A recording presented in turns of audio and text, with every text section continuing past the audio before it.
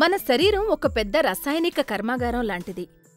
ఈ పెద్ద ఫ్యాక్టరీలో నిత్యం ఎన్నో వేల రసాయనిక జీవక్రియలు నిరంతరాయంగా జరుగుతూనే ఉంటాయి. ఈ ప్రక్రియలో అనేక వ్యర్థాలు, విషపూరిత విశృంఖల కణాలు కూడా పుట్టుకొస్తుంటాయి. వీటి మోతాదు ఎక్కువవుతున్న కొద్దీ మన శరీరంలో సమస్యల తాకిడి కూడా పెరుగుతూ పోతుంది. అనారోగ్యాన్ని తెచ్చిపెట్టే ఇలాంటి విశృంఖల కణాల్ని అడ్డుకునేందుకు చ్యవనప్రాశ్య లేహ్యం బాగా ఉపయోగపడుతుంది. ఉసిరి ప్రధాన ద్రవ్యంగా ఉండే ఈ లేహ్యంలో సుమారుగా 30 నుంచి 40 మూలికల వరకు వాడతారు.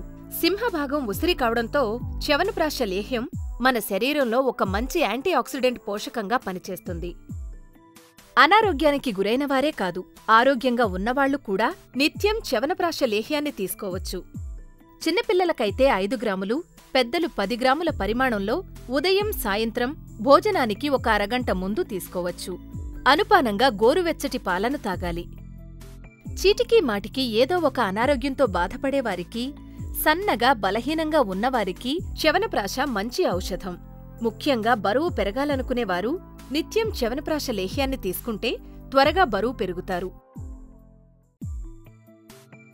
టీబీతో బాధపడేవారు టీబీ మందులు వాడుతూ మరోవైపు చ్యవనప్రాశను తీసుకుంటే వారిలో రోగనిరోధక శక్తి బాగా పుంజుకుంటుంది.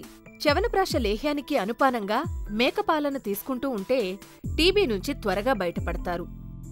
దగ్గు ఎంతకీ తగ్గకుండా బాధిస్తున్నప్పుడు నిత్యం 2 పూటలా చ్యవనప్రాశను తీసుకుంటూ అనుపానంగా గోరువెచ్చటి నీళ్లను తాగుతుంటే ఎంత తీవ్రమైన దగ్గైనా ఇట్టే తగ్గుముఖం పడుతుంది.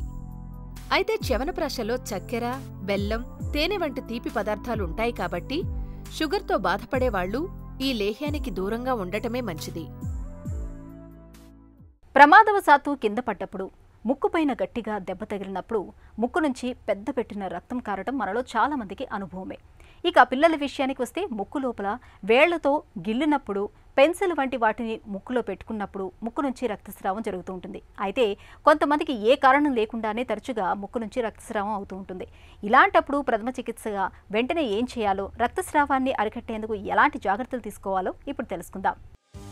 ముక్కుకు దెబ్బలు తగిలినప్పుడు, పొరపాటున ముక్కులో ఏవైనా గుప్పుడు వెంటనే డాక్టర్ని సంప్రదించాలి.